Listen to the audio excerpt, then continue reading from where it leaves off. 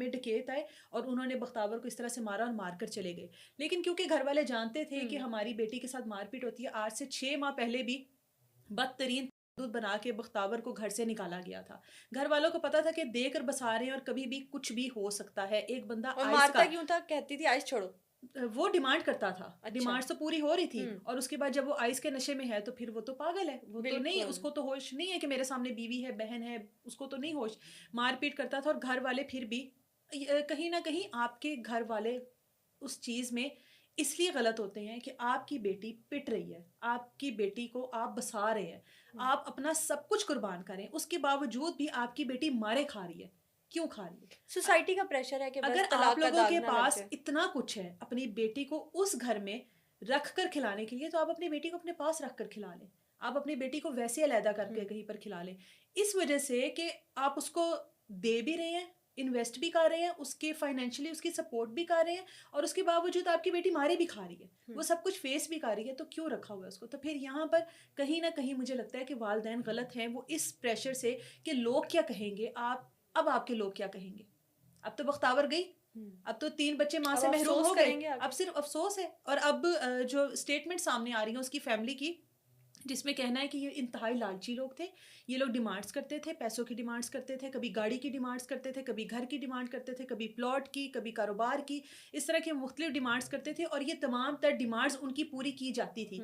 कहते हैं कि जब आप डे वन कोई ऐसी फरमाइश, कोई ऐसी ख्वाहिश पूरी करो और उसके बाद जो लड़की के ससुराल वाले होते हैं ना, जहाँ पर आपकी बेटी ब्याह की जाती है, उनको मौका मिल जाता है, वो भांप लेते हैं कि भाई अगर 150 तोले सोना दे सकते हैं, गाड़ी दे सकते हैं, घर दे सकते हैं, तो फिर तो सब कुछ हमारा है, फिर तो हमारी मर्जी कि हम लोग जिस तरीके से चाहे इनको इस्तेमाल करें। लड़की को एक थप्पड़ मारेंगे तो 1 करोड़ आ जाएगा, बिल्कुल। ज्यादा बदतरीन तशद्दुद करेंगे तो 2 करोड़ आ जाएगा, और अब मार के कल को क्या होगा? ये ना तो पहली है ना ही ये आखिरी है। एग्जैक्टली। ससुराल वालों की जानिब से होने वाला इस तरह का बदतरीन तशद्दुद, कहीं पर मार के काट कर जला दिया, ये सब कुछ चलता चला आ रहा है और ये चलता ही चला आना है। क्योंकि इसके लिए कहा जाता है खवातीन के लिए बहुत सारे कानून बन गए, खवातीन के लिए बहुत सारा कुछ हो गया, सिर्फ कानून ही बने हैं, किसी के ऊपर अभी तक अमल नहीं हुआ, सिर्फ कानून बन रहे हैं कि हम लड़कियों को प्रोटेक्ट करेंगे। एग्जैक्टली। अभी तक आप लोग ससुराल वालों से तो लड़कियों को बचा नहीं सके।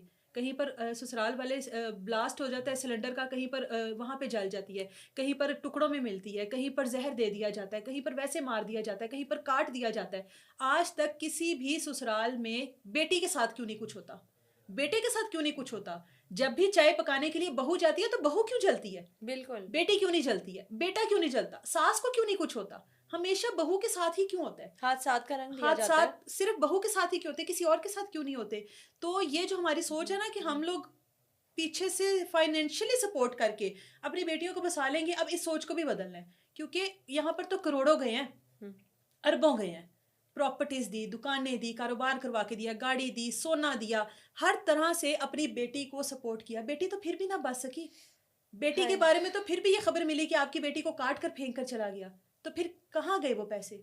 अब वो पैसे उस बच्ची के काम नहीं आए। बख्तावर 28 साल की उम्र में इस दुनिया से चली गई, एक हंसता मुस्कुराता चेहरा इस दुनिया से चला गया, 3 बच्चे अपनी माँ से महरूम हो गए, शोहर क्या को फायदा? सजा हुई है। शोहर पकड़ा गया, ये एक अच्छी बात है कि शोहर पकड़ा गया और विद इन आवर्स पकड़ा गया शोहर, लेकिन क्या फायदा? उसको सजा मिल भी गई, उन बच्चों को उनकी माँ नहीं मिलेगी, उन वालदैन को उनकी बेटी नहीं मिलेगी।